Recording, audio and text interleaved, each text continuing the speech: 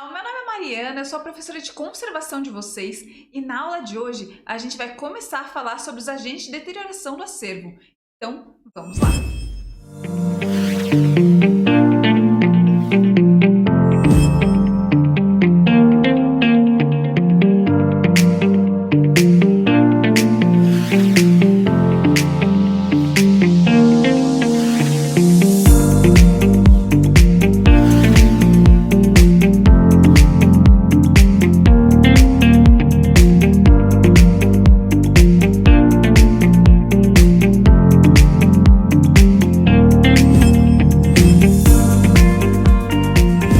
Então, a nossa aula de hoje é sobre os agentes de deterioração de acervo. E essa é a primeira aula de uma sequência de aulas que a gente vai ter falando sobre eles, sobre os agentes físicos, os agentes químicos, os agentes biológicos e os agentes mecânicos. E a gente vai começar falando sobre os agentes químicos. Eu sei. A gente já falou ao longo do nosso curso inteiro sobre a importância da conservação de acervos, a importância do acondicionamento, a importância de a gente ter um espaço de armazenamento adequado para proteger da iluminação, para proteger da umidade, para proteger da temperatura, fazer um controle do espaço onde os nossos objetos estão. Ok, a gente conversou muito sobre isso já, só que a gente tem que ter em mente que a iluminação, a umidade e a temperatura não são os únicos malfeitores aí para o nosso acervo. E a gente vai falar sobre eles em outra aula, que são os agentes físicos. Hoje a gente vai focar em algumas coisas que a gente acaba às vezes não dando tanta importância, mas que são extremamente prejudiciais também. Quando a gente fala em agentes químicos, a gente está falando de poeira, a gente está falando de poluição, de gases tóxicos e até mesmo de produtos de limpeza. A poluição atmosférica é um dos elementos aí de ação, de deterioração de acervos que mais nos prejudica, porque, como vocês já sabem, ela está por toda parte. Principalmente nas grandes metrópoles e nos grandes centros urbanos, onde tem um acúmulo, uma concentração ainda maior desses produtos e desses elementos no ar. A gente também tem outras questões que acabam se misturando aí com os resíduos de poluição que podem provir de escapamentos de automóvel, que podem provir de chaminés de fábricas, mas pode também estar relacionado à poeira do cotidiano que entra em contato com os objetos. Pode não parecer, mas isso é extremamente prejudicial. E por que eu estou falando isso? Vocês já viram alguns livros ficarem com as folhas como se elas estivessem molhadas? Essas manchas amarronzadas são chamadas muitas vezes de manchas d'água e elas surgem exatamente pelo contato da poluição com a poeira misturado com a umidade relativa do ar que entra em contato com o papel e acaba causando manchas permanentes. Isso é uma das possibilidades de ação de poluição que acaba se relacionando com acervos de papel, mas isso acontece também em tecidos, em fotografias, em telas. É uma situação extremamente delicada e muito frequente. Eu estou falando também dos escapamentos de automóveis e dos chaminés de fábrica, que nem eu comentei. Imagina a quantidade de elementos químicos que nós temos que são despejados na atmosfera quando saem dessas chaminés ou desses escapamentos. Tudo isso também acaba se misturando com a umidade relativa e entra em contato com o acervo. Vocês se lembram da aula passada que eu falei sobre a acidez dos materiais e do processo de envelhecimento natural deles, que acaba se relacionando com a degradação e com a própria acidez?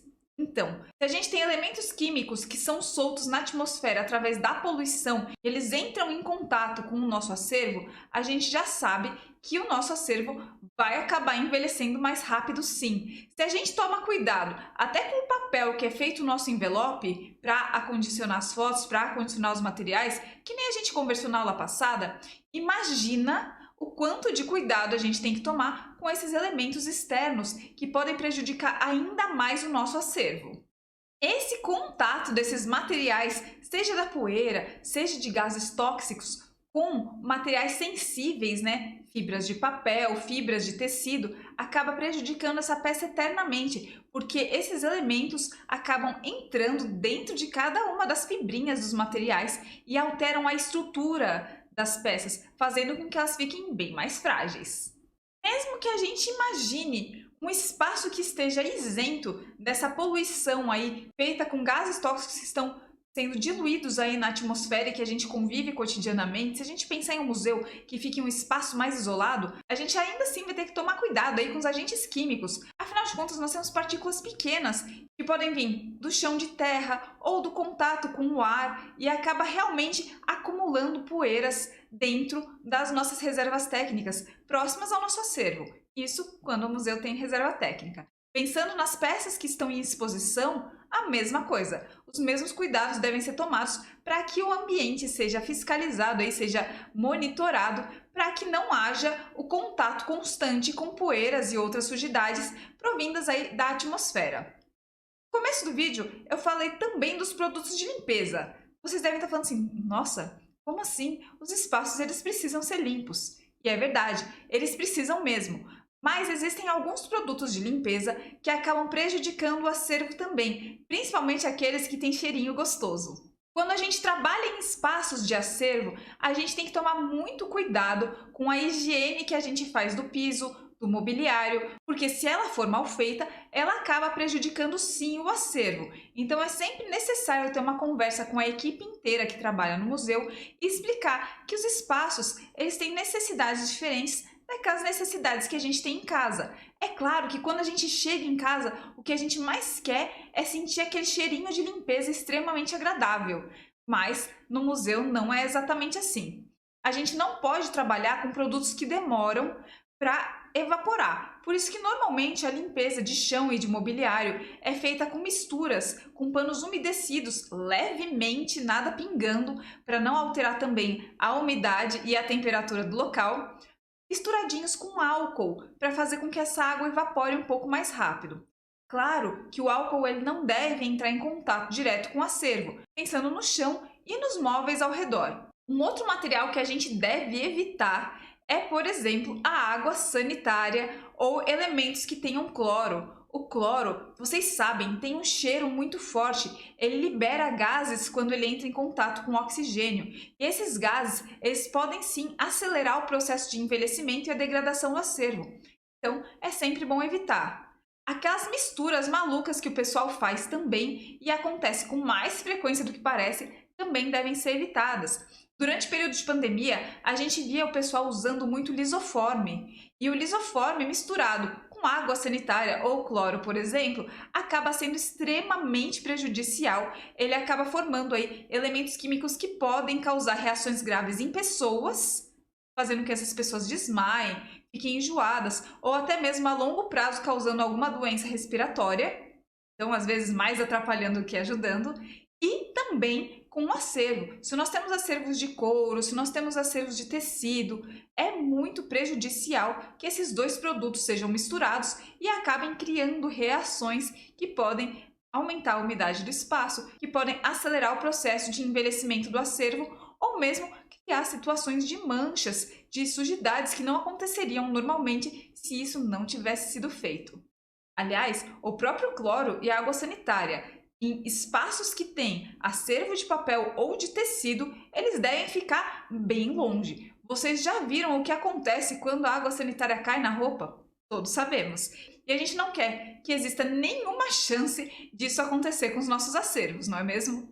Uma outra situação, pensando aí mais em pinturas murais, pensando em quadros que estavam em coleções particulares muito antigas, ou em igrejas, a gente tem o problema da fuligem. Vocês já devem ter visto por foto ou visitando igrejas que têm altares onde a gente acende velas para fazer orações. Hoje em dia, em algumas localidades é até proibido isso, estão sendo substituídas por velas eletrônicas. Mas em algumas igrejas ainda há esses espaços para que as velas sejam acesas. Antigamente ainda, esses espaços eram iluminados também com tochas ou com lampiões. A existência de fogo nesses espaços acaba soltando fuligem e essas fuligens acabam escurecendo pinturas. Então, se a gente tem um altar com velas e um espaço que tem uma pintura mural, que tenha alguma escultura, que tenha alguma peça de arte sacra com tecido, a gente pode ter problemas muito sérios, porque a fuligem tende a escurecer vernizes, tende a escurecer peças de roupas e tudo isso acaba também prejudicando a integridade da peça, não só pela questão estética, mas também pela durabilidade e a longevidade delas. E a gente já falou, tudo que a gente quer é que o nosso patrimônio dure o máximo possível. Muitas vezes eu dou exemplo de museus e coleções particulares, mas a gente sempre pode levar esses exemplos para outros espaços, como igrejas, como casarões, enfim, espaços que sejam ou que mantenham acervos de patrimônio. Tá legal, mas eu falei aí que a poluição atmosférica, que os gases tóxicos, que os produtos de limpeza, que a poeira estão presentes em todos os lugares e que acabam prejudicando com frequência os nossos acervos porque o seu contato muitas vezes é inevitável, principalmente em instituições e espaços que têm poucos recursos. Mas como que a gente faz para minimizar esse contato e fazer com que os nossos acervos fiquem protegidos aí dos agentes químicos?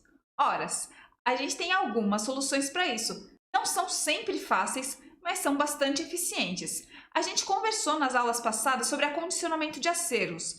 Se o acervo está bem protegido, com seu acondicionamento primário, secundário e terciário, já tem uma boa chance dele não ter contato com sujidades, com poeiras e com elementos químicos.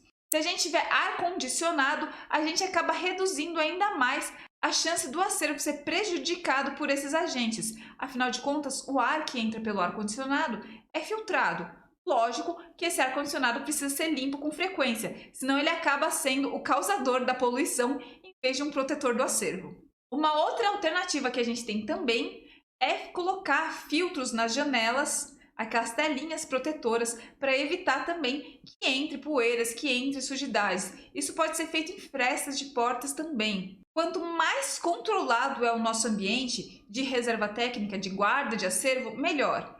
E quando a gente pensa nos ambientes de exposição, a mesma coisa. Se a gente tiver ar-condicionado, se a gente tiver janelas que estão fechadas com filtro, melhor ainda. Essas são algumas alternativas que a gente tem aí para a preservação de acervo e proteção dele contra os agentes químicos. Já deu para ver que esses agentes estão sempre presentes e que a gente deve estar sempre atento, procurando formas de proteger o nosso acervo, de acondicioná-los e de cuidar deles. Então, é nossa missão ficar zelando pelos objetos. E a nossa missão da semana é bastante simples. Eu quero que vocês selecionem um objeto aí na casa de vocês que esteja sob a ação de agentes químicos, ou seja, que esteja tomando poeira. Pode ser um livro, pode ser uma fotografia, pode ser algum objeto que vocês gostem. Deixem ele bem separadinho, porque a gente logo mais vai fazer uma higienização neles. Mas, primeiro, eu quero que vocês observem e vejam quais ações que a poeira está causando nele. Ele já tem alguma mancha? Ele pode ficar com alguma mancha? O que está acontecendo com esse objeto? Então, é isso. A gente se fala na semana que vem, quando a gente vai falar sobre os agentes biológicos. Então, até logo. Tchau, tchau.